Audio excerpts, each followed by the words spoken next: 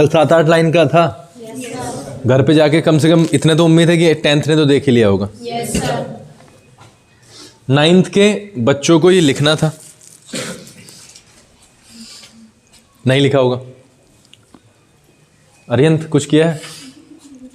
और अगर आप देखो, अगर आप ये सीधा सीधा इनका चैप्टर का नाम भी ले जाते हैं और आप गूगल पे इसे टेक्स्ट कर देते, अगर टाइप कर देते तो ये सीधा PDF में खुलता और वहाँ से आप ये 8 लाइन अपनी रफ कॉपी पे ले सकते थे। खैर मैं ये बता रहा हूँ कि कल इतना लंबा चौड़ा बात बताने के बावजूद भी हाल ही है। किसने लिखा है?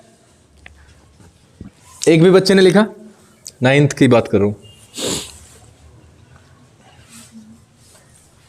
4 घंटे का आप प्रॉमिस करके गए, कसम खा के गए। 4 घंटे की कसम खा के गए थे।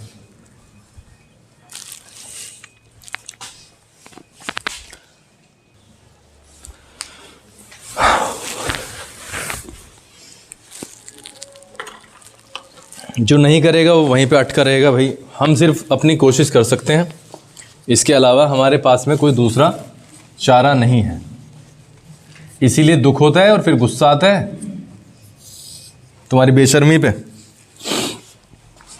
एक भी बच्चा ऐसा नहीं है जो गेम्स में व्यस्त ना हो, एक भी बच्चा ऐसा नहीं है जिसकी फेसबुक आईडी ना हो, एक भी बच्चा ऐसा नहीं होगा जो 2-3 घंटे से कम मोबाइल चलाता हो। और अगर आप देखो, कल जब हमारी क्लास ऑफ हो गई थी तो अगर आप इनकी बुक ले लेते हैं तो मुश्किल से मुश्किल 5 मिनट लगते हैं इन्हें लिखने में, सिर्फ 5 मिनट, है ना केशव? तेरे से बात कर रहा हूं, है ना?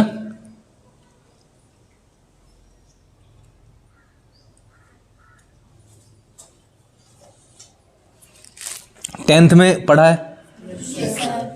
पक्का? तो उसका रिवीजन भी करेंगे, लेकिन थोड़ा सा रुक के। उससे आगे की चीज़ें हम लिखते हैं। Through the years, through the war years prices increased. बहुत सिंपल है।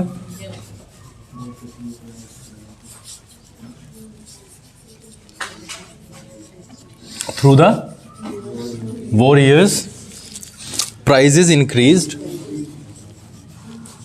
Prizes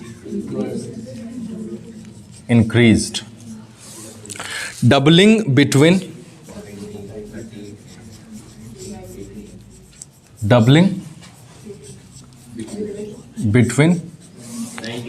1913 and 1918, leading to extreme hardship, leading to extreme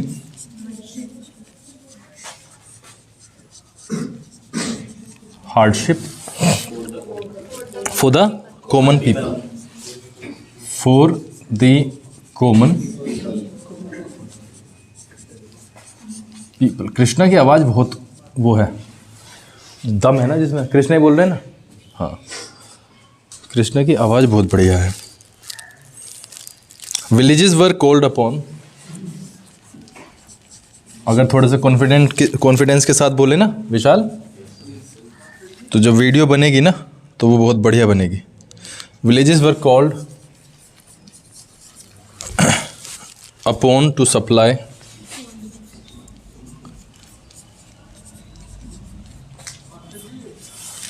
देखना विशाल कौन है? Supply soldiers and the forced recruitment and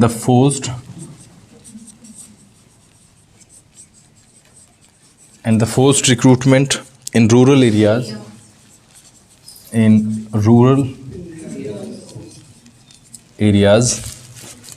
caused widespread anger,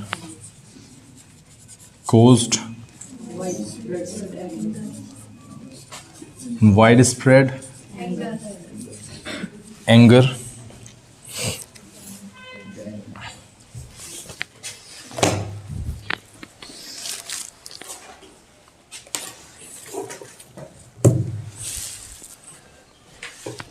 doubling है ना।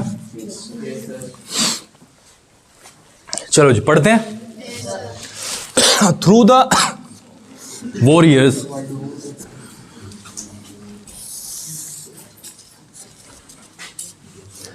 वॉरियर्स का मतलब जब जब जिस जिस समय पे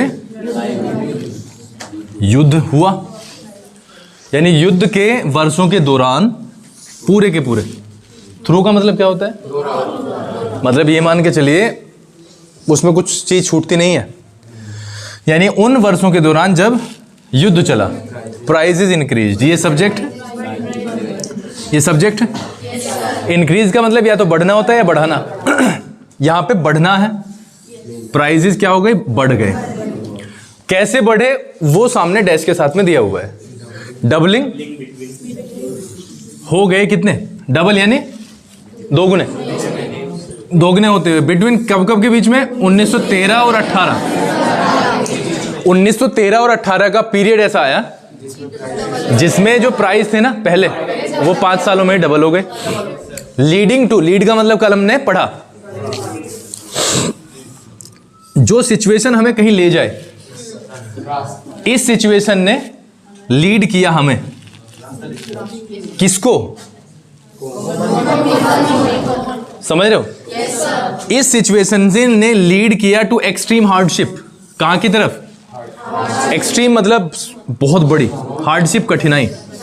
किसके लिए? सामान्य आदमी के लिए, आम जनता के लिए।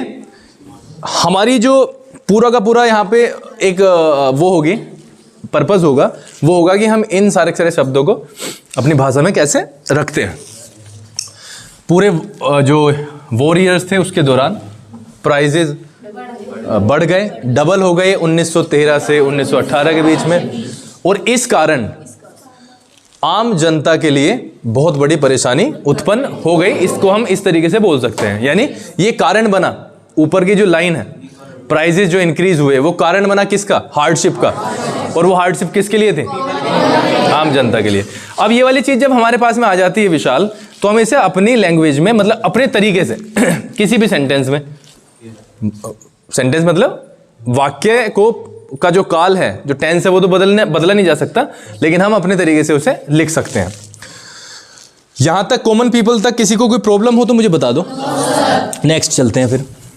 Villages were called upon. अगर आप देखो वर और कॉल, कॉल का मतलब बुलाना होता है, वर यहाँ पे आईएनजी लगना था अगर एक्टिव होता, बट ये पैसिव वॉइस है। कॉल्ड अपॉन का मतलब होता है बुलाना। विलेजेस यानी गांवों में एक तरीके से ये संदेश दे दिया गया, यानी गांवों को प्रस्तुत होने के लिए कहा गया, या गांव बुलाए गए।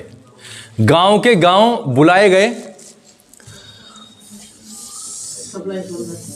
क्यों बुलाए गए? टू से हम जोड़ देते हैं। क्या करने के लिए बुलाए गए? टू सप्लाई सोल्जर्स, सोल्जर्स की सप्लाई को पूरा करने के लिए, यानी हमें सोल्जर्स की जरूरत है और आप उसे पूरा करो, लोगों को भेजो अपने घरों से। ये बिल्कुल सिंपल सेंटेंस था, बहुत ही ज्यादा साधारण।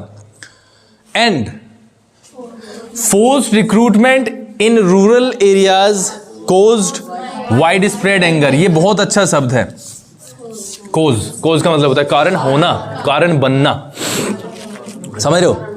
यहां पे अगर हम देखें, ये है हमारा सब्जेक्ट फोर्स्ड रिक्रूटमेंट। कहां पे था वो फोर्स्ड रिक्रूटमेंट?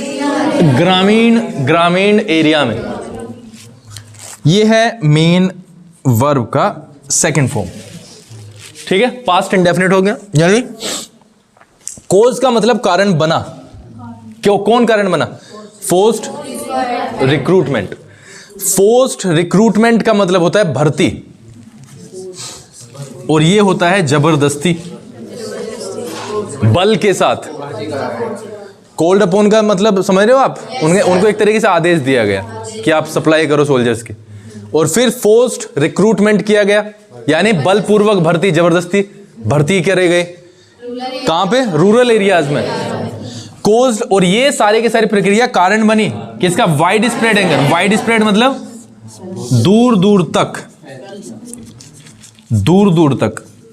एंगर मतलब नाराजगी, गुस्सा, क्रोध।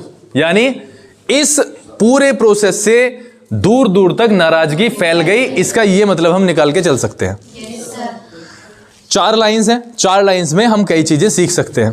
कल वाला सिस्टम आज फिर से रिपीट हुआ, ING वाला केस, ठीक है। यानी थ्रू द वॉर ईयर्स, पूरे वॉर ईयर्स के दौरान प्राइजेस बढ़ गए, डबल हो गए 1913 से 1918 के बीच में।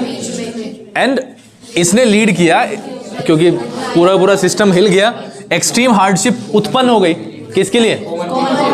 आम जनता के लिए, कॉमन पीपल के लिए। लोगों की अगर 5 रुपए की आय है और फिर उसमें टैक्सेस वगैरह बढ़ा दिए जाएं, प्राइजेस इंक्रीज हो जाएं, तो फिर हार्डशिप्स बढ़ेंगे।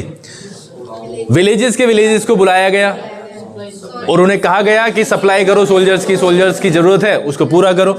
और सोल्जर्स की अगर मैं कहूं कि क्यों जरूरत थी, क्योंकि युद्ध चल रहा था, युद्ध में लोगों की जरूरत पड़ेगी।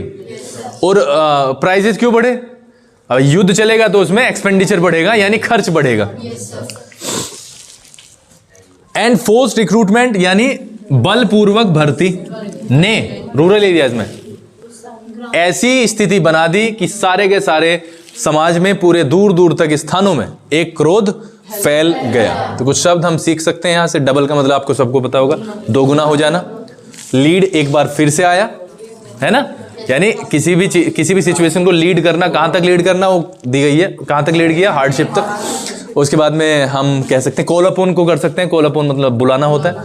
और सप्लाई, आपूर्ति करना, मतलब किसी भी चीज की पूर्ति करना। After that forced recruitment, forced का मतलब बलपूर्वक, रिक्रूटमेंट का मतलब भर्ती, रूरल मतलब ग्रामीण, ये हम सभी जानते हैं। कोज कारण बनना या कारण होना, वाइड स्प्रेड दूर दूर तक, एंगर होता है क्रोध।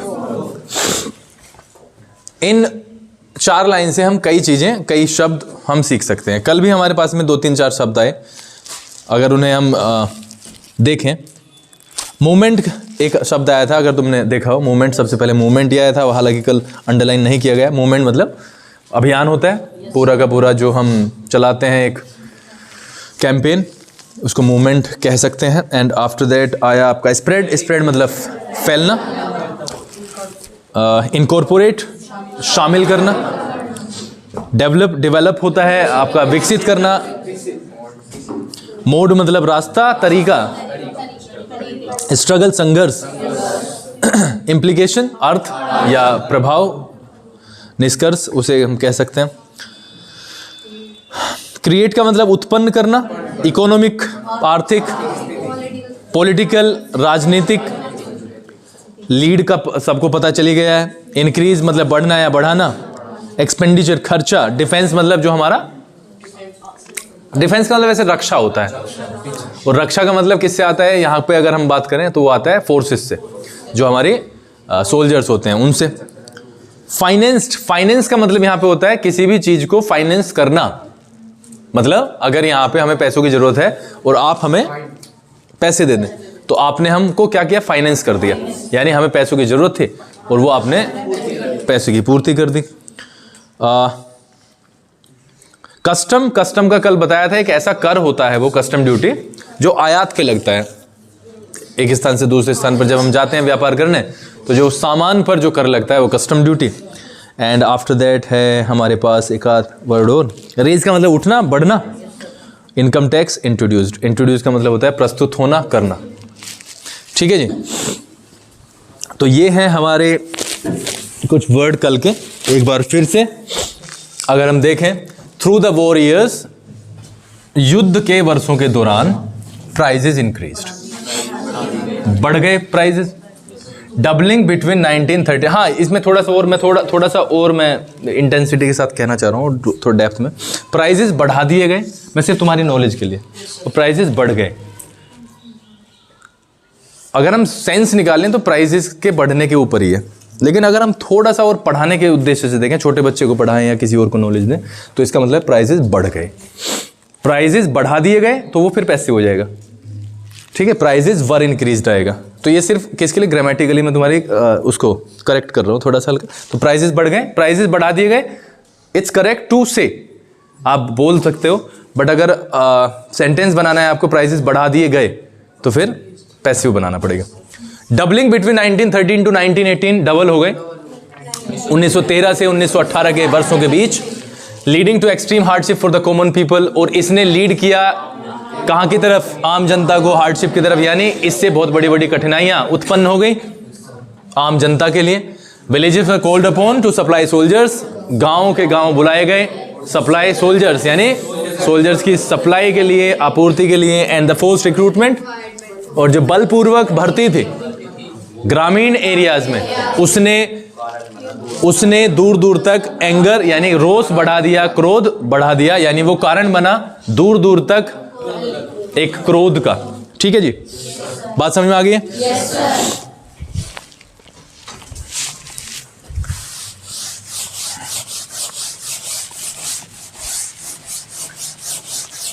कल हमने पढ़ा था एक पार्टिसिपल का रूप। पार्टिसिपल जनरली क्या बनता है? किससे? आईएनजी लगा के। अगर मेन वर्ब के फर्स्ट फॉर्म में हम आईएनजी लगा दें तो पार्टिसिपल ही होता है, और उसका कुछ यूज बढ़ जाता है। जैसे कल हमने देखा, जब करता हुआ का साउंड आता है तो हम आईएनजी का यूज करते हैं, जैसे अभी अभी हमने किया। ठीक है, आगे कुछ देखते हैं। Then in 1999 then in 1999 and 1921 crops failed in many parts of India. Crops failed in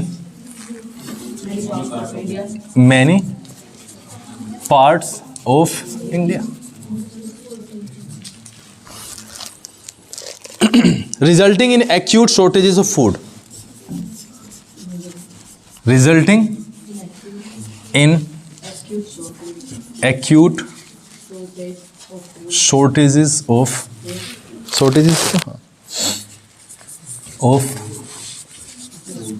food, right? This was accompanied by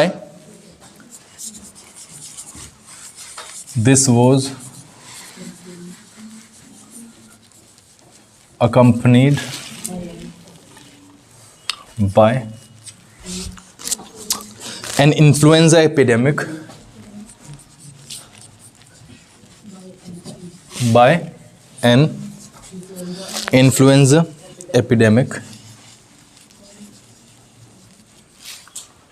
according to the census of 1921. According to the census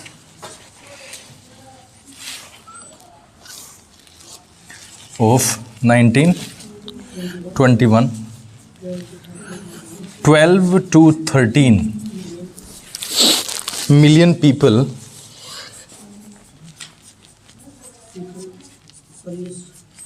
perished as a result of famines,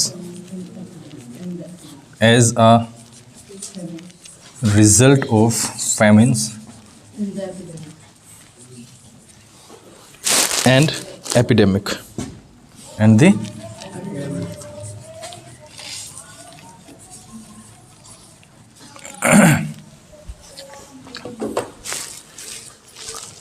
then तब उसके बाद result क्या हुआ? रोस हो गया, prices बढ़ गए, लोगों के लिए बहुत बड़ी बड़ी कठिनाइयां उत्पन्न हो गई। उसके बाद और चीजें देखो, 18-19 और 19-20, 18-19 और 20-21 ये दिया हुआ है। 18-19 और 20-21, 18-19 और 20-21 में क्रॉप्स फेल्ड, क्रॉप्स नष्ट हो गई। फेल मतलब जो पास का उल्टा हो। पास वो चीज होती है जो हम एक्सपेक्ट करते हैं, और एक्सपेक्टेशन के उल्टा हो जाए तो वो फेल हो जाता है। यानी क्रॉप्स फेल हो गई, क्रॉप्स उस तरीके से नहीं आई जिस तरीके से कल्पना की गई थी। In many parts of India, कहां पे? ज्यादातर हिस्सों में, भारत के ज्यादातर हिस्सों में फसलें भी नष्ट हो गई। ये फसलें नष्ट हुई, वहां पे फुल स्टॉप नहीं लगा हुआ, कोमा का यूज हुआ है। रिजल्टिंग, परिणाम देते हुए, यानी उसका क्या परिणाम हुआ? इन एक्यूट शॉर्टेजेस, अगर क्रॉप फेल होगी तो शॉर्टेज होगी। एक्यूट का मतलब होता है अत्यधिक, बहुत बड़ी मात्रा में कमी ऑफ फूड होना ही था। यानी वो जो क्रॉप फेलियर है वो कारण बना किसका? एक्यूट शॉर्टेज का, और वो भी फूड की। यानी यहाँ पे 18, 19, 20, 21 में क्रॉप्स फेल हुई बहुत सारे पार्ट्स में भारत के, और इससे कमी हुई बहुत अधिक लेवल पर फूड की। दिस वॉज अकम्पनीड, देखो अकम्पनी का मतलब होता है साथ देना, संग चलना, साथ साथ, इस कुछ इस तरीके का।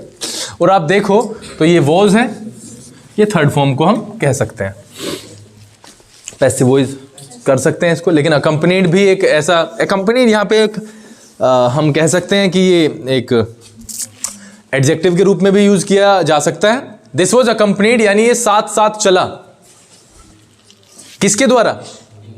उसी के पैरेलल एक और चीज हुई, इन्फ्लुएंजा एपिडेमिक। यानी क्रॉप्स तो फेल हुई और उसी के साथ एक चीज और हुई।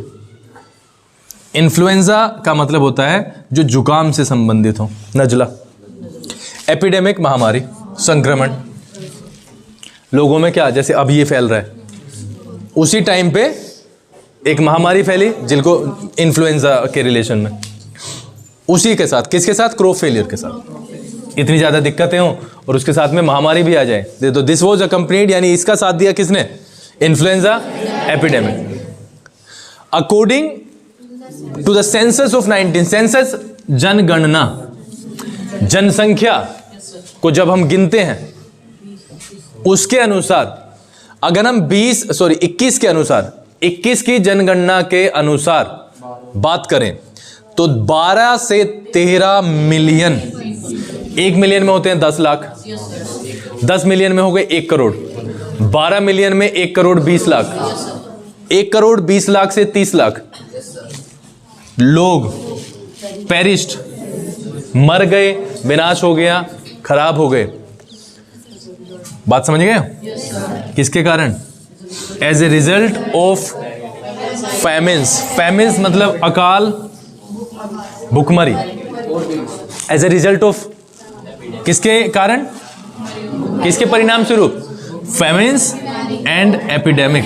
संक्रमण यानी महामारी और फैमिन्स के कारण 12 से 13 मिलियन लोग पेरिश, मर गए, बर्बाद हो गए। ये किसके अकॉर्डिंग है भाई?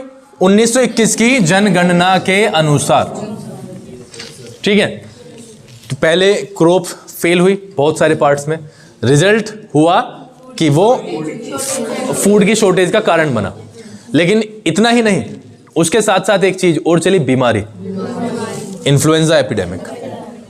और उसके अनुसार 1921 की जनगणना के अनुसार 12 से 13 मिलियन लोग मर गए, उन्हें बर्बाद होने पर मजबूर होना पड़ा। किसके द्वारा हुआ है? एज ए रिजल्ट मतलब परिणाम स्वरूप, लिख लेना चाहे, एज ए रिजल्ट, परिणाम स्वरूप। किसके परिणाम स्वरूप? फैमिन्स और एपिडेमिक। ठीक है जी, कुछ शब्द आए हैं। फेल तुम्हें सबको पता है, रिजल्ट का सबको पता है, कारण बनना, कारण होना। एक्यूट अत्यधिक, एक्यूट अब तक हमने उसमें पढ़ा ट्रायंगल्स में, ऑब्ट्यूस एक्यूट। लेकिन यहाँ पे एक्यूट मतलब तीव्र होता है, वैसे तीव्र, नुकीला।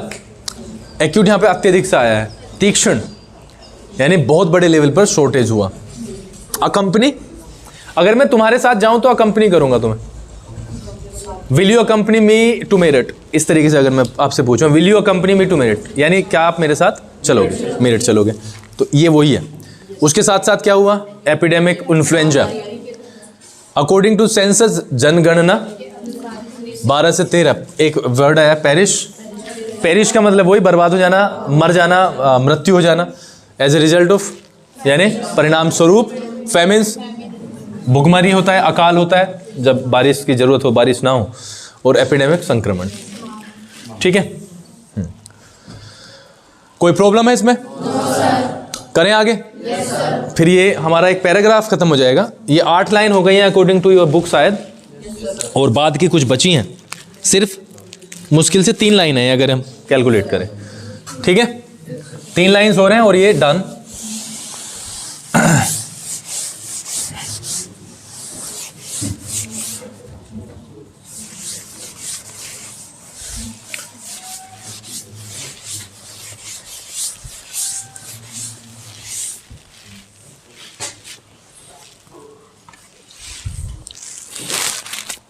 People hoped that their hardships would end after the war. इसमें कुछ चीजें और सीखने को मिल सकती हैं। People hoped that their hardships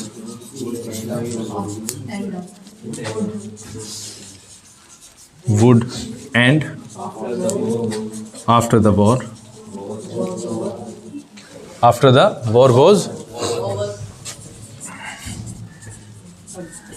but that didn't happen.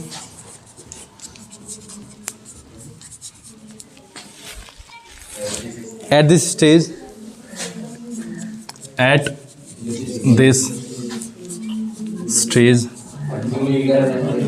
a new leader appeared and suggested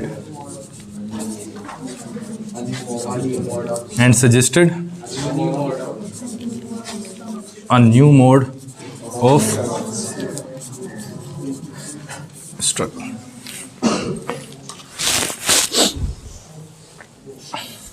करें कृष्णा?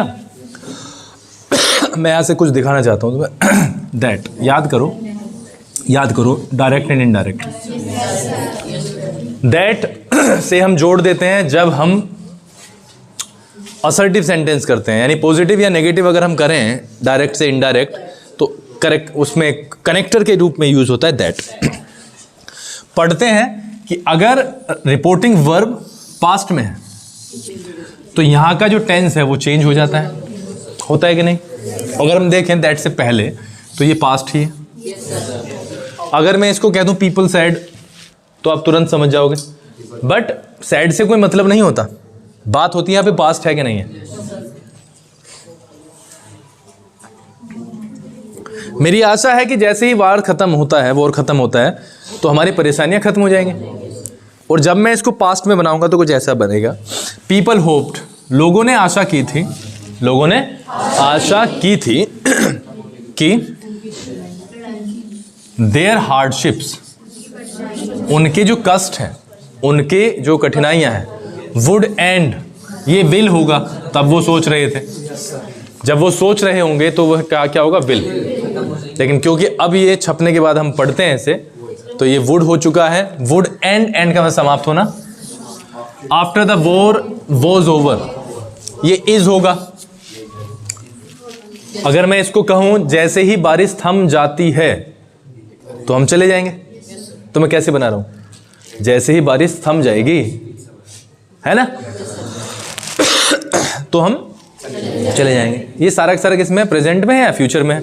लेकिन जैसे ही मैं इसको अगले दिन बनाता हूं तो विल का भी वुड हो जाएगा और डू डज का डिड हो जाएगा, इज हमार का वॉज वर हो जाएगा। तो जैसे ही वॉर खत्म होता है तब वो सोच रहे होंगे हार्डशिप्स खत्म हो जाएंगे, बट क्योंकि ये हम इनडायरेक्ट बना रहे हैं इसका, तो ये विल का वुड हो गया और इज का वॉज हो गया। एक बार वॉर खत्म होने के बाद की बात है ये कि लोगों ने आशा की थी जैसे ही वॉर खत्म होगा या वॉर खत्म होने के बाद, युद्ध खत्म होने के बाद हमारी कठिनाइयां खत्म हो जाएंगी। बट तब यूज होता है जब एक्सपेक्टेशन के खिलाफ कुछ हो, आशा कुछ और वो परिणाम कुछ। But that didn't happen, that मतलब ऐसे या वह, दैट का मतलब वह होता है। बट ऐसा डिड नॉट हैपन, नहीं हुआ। हैपन मतलब होना, हैपन होना, ऐसा नहीं हुआ। एट दिस स्टेज, इस स्टेज पर, इसी समय, उसी समय a new leader appeared, appear का दिखाई देना, ठीक है, उत्पत्ति होना या एग्जिस्टेंस में आना, समझ रहे हो? एक नया लीडर सामने आया, इसको हम कह सकते हैं। एक नए लीडर का जन्म हुआ, ऐसा कह सकते हैं। इस स्थिति में एक नए लीडर ने जन्म लिया, यह भी कहा जा सकता है। एंड सजेस्टेड, और उसने सुझाव दिया। किसका सुझाव दिया? A new mode of struggle, संघर्ष करने के नए तरीके का। यानी संघर्ष करने का तरीका क्या हो, उसने नए तरीके से बताया। तो यहां पे होप सबको पता है, आशा करना, हार्डशिप कठिनाइयाँ, एंड समाप्त हो जाना, ओवर भी क्या होता है, समाप्त हो जाना, खत्म हो जाना, हैपन होना, एट दिस स्टेज उसी समय उसी स्थिति में, अपीयर मतलब दिखाई देना, सजेस्टेड सजेस्ट सुझाव देना, न्यू मोड कल पढ़ा था हमने, नया तरीका, स्ट्रगल संघर्ष, ठीक है। तभी उन्होंने कहा द आइडिया ऑफ सत्याग्रह। तो नेक्स्ट जो हेडिंग होगी हमारी क्या होगी, द आइडिया ऑफ,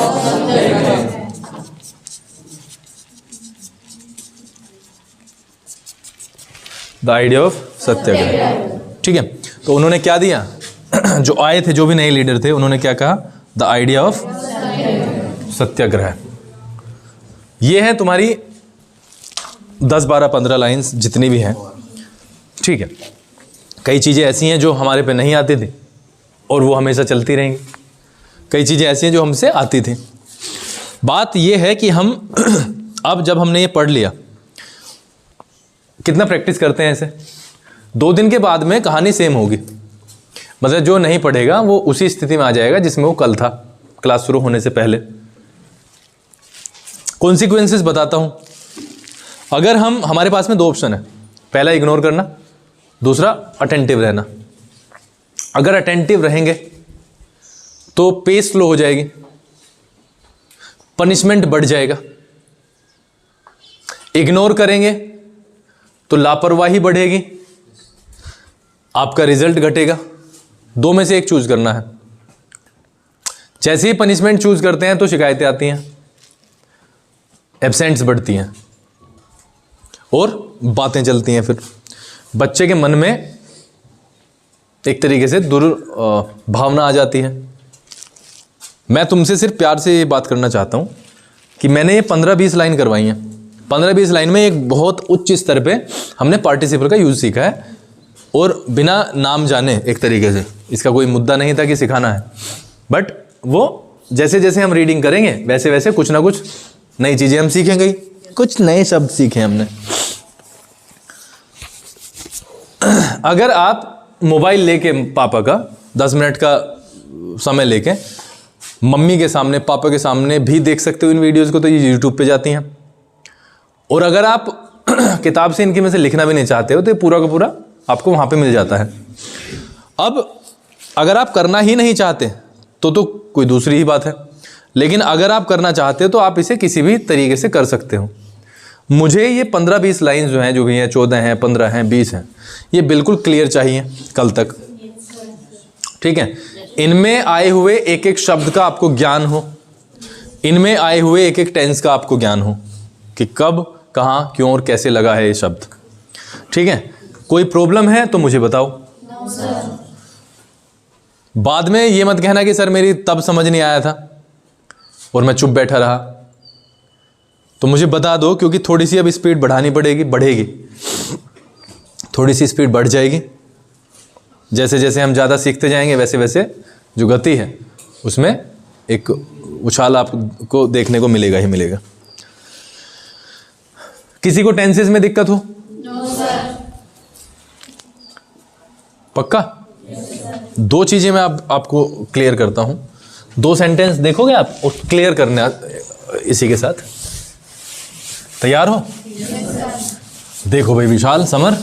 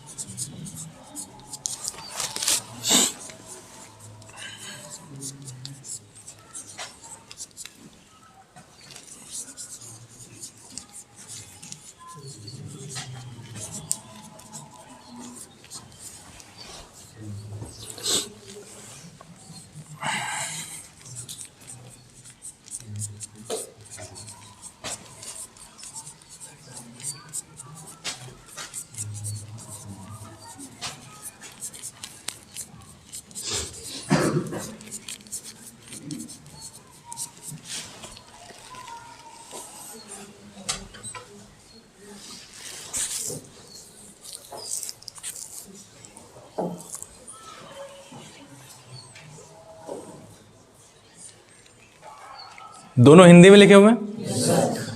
और आप एक सेंस के साथ जो आप में है उसमें देखो कि सर इसमें बताओ, इसमें सर कि ये हमें लग रहा है कि ये अंतर है दोनों में। दोनों को देखो। स्कूल जाते हुए मैंने एक बिल्डिंग देखी, मैंने एक लड़के को स्कूल जाते हुए देखा, क्या अंतर लगता है?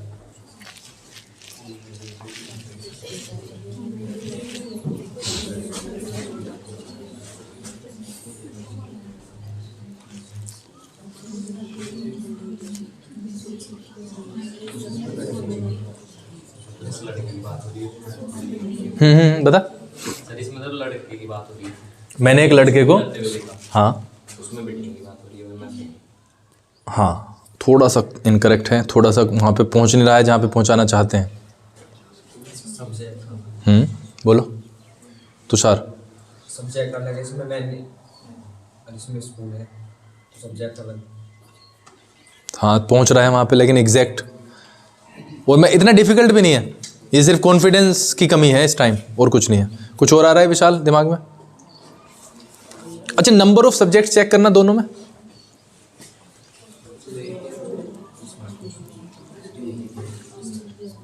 नंबर ऑफ सब्जेक्ट्स गिनो दोनों में। आप समझ रहे हो? वहां पे दोनों काम एक नहीं किए। यहां पे एक काम कर लिया एक ने, वो देखा, लेकिन एक काम चल रहा है साथ साथ, और वो चलने वाला काम कौन कर रहा है? लड़का, जिसको मैं देख रहा हूं। आप समझ रहे हो मेरी बात को?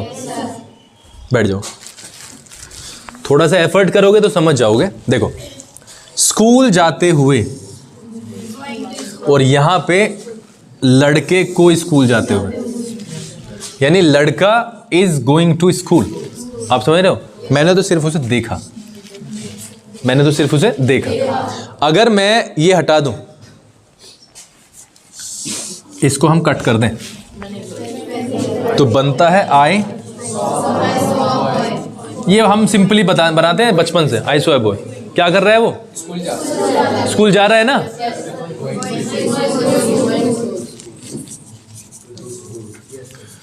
और अगर मैं इसको ऐसे बना दूं, आई सो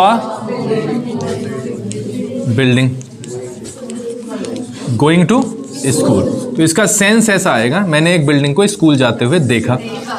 बिल्डिंग स्कूल जाती नहीं है। अब समझ रहे हो?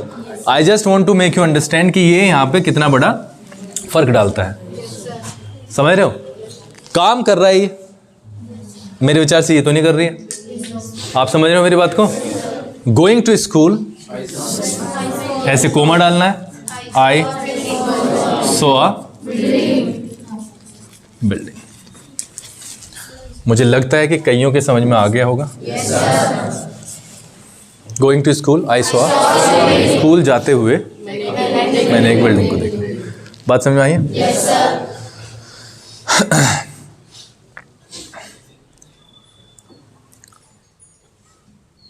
एक सेंटेंस हम देखते हैं और उसके ऊपर कल विचार विमर्श करेंगे।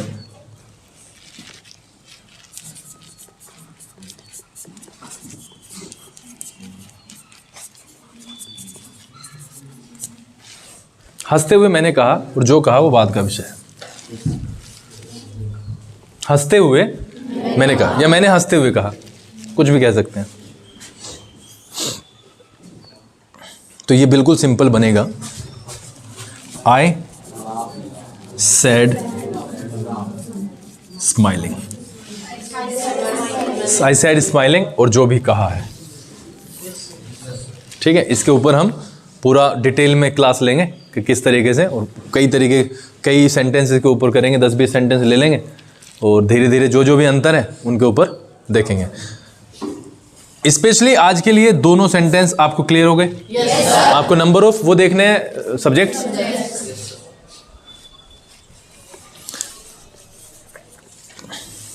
और बनाना है। यहां पे इसको बात करना बहुत ज़्यादा क्लियर करना बहुत ज़्यादा जरूरी है। क्यों? I saw a boy going to school. इस सेंटेंस को मैं अब थोड़ा सा, तुम्हें 5 मिनट और लेते हुए क्लास में, इस सेंटेंस को मैं दूसरे तरीके से लिखता हूं ताकि उसका इंट्रोडक्शन हो सके। मैं इसे हिंदी में कैसे कह सकता हूं? इसको ऐसे भी कह सकता हूं, मैंने एक लड़के को देखा जो स्कूल जा रहा था। जो स्कूल जा रहा था। किसी को प्रॉब्लम है? हमारी भाषा है ये अलाउ करती है कि हम इसको इस तरीके से भी बोल सकते हैं। सुशांत ऐसे ही बोल सकते हैं, मैंने एक लड़के को देखा जो, कल हमने विच का यूज किया था, एक जगह विच आया था, मैंने कहा था कॉम्प्लेक्स है ये, और उसके बारे में भी एक बहुत बड़ी क्लास हम लेंगे। तो आई सॉ अ बॉय, यहां से बना रहा हूं, आई सॉ अ बॉय, और क्योंकि विच लग जाता बट अब लगेगा हु। किसी भी लड़के के लिए, लड़की के लिए, औरत के लिए, आदमी के लिए क्या यूज करना है? हु। हु हमेशा किसके लिए आता है? सब्जेक्ट के लिए। हु सब्जेक्ट के बारे में ही बताता है, वही पूछा जाता है। अगर मैं सब्जेक्ट के बारे में पूछता हूं तो हु से पूछता हूं। I saw a boy who was going to school. अब आप इन दोनों में अंतर समझने की कोशिश करो, जो मुझे डर लगता है कि आप उसे बहुत बड़े लेवल पर गलत करते हो। कई बच्चे यहाँ पे वॉज का यूज करते हैं, जैसे ही 2 हेल्पिंग वर्ब लगेंगे या 2 वर्ब लगेंगे गलत हो जाएगा सेंटेंस। 2 हेल्पिंग वर्ब के साथ में उसको, अगर मैं हेल्पिंग वर्ब का यूज कर रहा हूं दूसरी का, तो मुझे सब्जेक्ट को वहां पे क्लियर करना बहुत जरूरी है। I saw a boy was going to school. I saw a boy, या तो इसको ऐसे बना, I saw a boy and he was going to school, तब वो क्लियर होगा। अगर मैं ऐसे बना रहा हूं तो ये सिंपल सेंटेंस में एक ही लगेगी। वहां पे हम देखते हैं आई सॉ अ बॉय, मैंने एक लड़का देखा, who was going to school, जो स्कूल जा रहा था, सब्जेक्ट की जगह इसने ले ली। यानी वो 2 सेंटेंस हैं, दोनों को कंबाइन किया गया है, किसके सहारे? हु के सहारे। ये क्या है? क्लोज है, उसके बारे में भी बाद में बात करेंगे, अभी उलझाने का प्रयास मेरा नहीं है। ठीक है, एक और सेंटेंस इसके बारे में देखते हैं।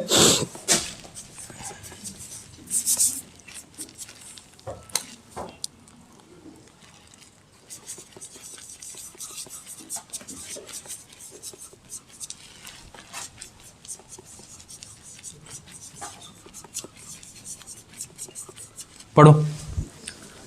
I bought a book, it was very costly. कहने का तरीका हो सकता है, देखो मैं कितने 2-3 तरीके। मैंने एक किताब खरीदी, फुल स्टॉप हो गया। इट वॉज वेरी कॉस्टली, जो बहुत महंगी थी, यानी वह बुक बहुत महंगी थी। इसको 2 तरीके से हम कह सकते हैं, 3 तरीके से, बल्कि डिपेंड करता है हमारी भाषा पे, किसकी प्रैक्टिस हमने की। पहली, मैंने एक बहुत महंगी बुक खरीदी, दोनों का किस्सा एक में खत्म हो गया।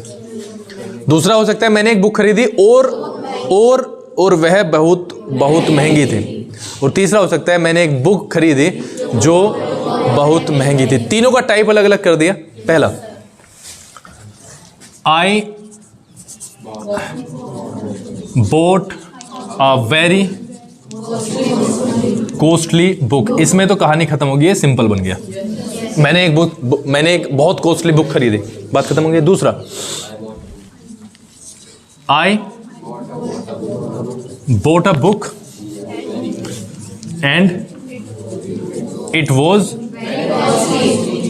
very costly। इसका मतलब समझो, मैंने एक बुक खरीदी और वह बहुत महंगी थी। और तीसरा, I bought a book which was very costly। बात समझ में आ गई है? इस विच की जगह हम दैट का भी यूज कर सकते हैं। बात क्लियर है ना? That was very costly. ये तीनों सेंटेंस, पहला सेंटेंस जो है वो है हमारा सिंपल, दूसरा है कंपाउंड, एंड से जुड़ता है जो कंपाउंड बनता है, और तीसरा है कॉम्प्लेक्स, विच से, हु से, ये बनते हैं कॉम्प्लेक्स। वो समझ में आएंगे जब समझाए जाएंगे। बाकी जितना भी लिमिटेशंस के साथ चल रहा है उसी को 100% लेवल पर आप फिनिश करने की कोशिश करो। ठीक है, पार्टिसिपल का यूज मैंने दोनों तरीके से बता दिया आपको। पहला, जब हम सेंटेंस का सब्जेक्ट एक ही होता है, और दूसरा, जब सेंटेंस के सब्जेक्ट्स 2 होते हैं।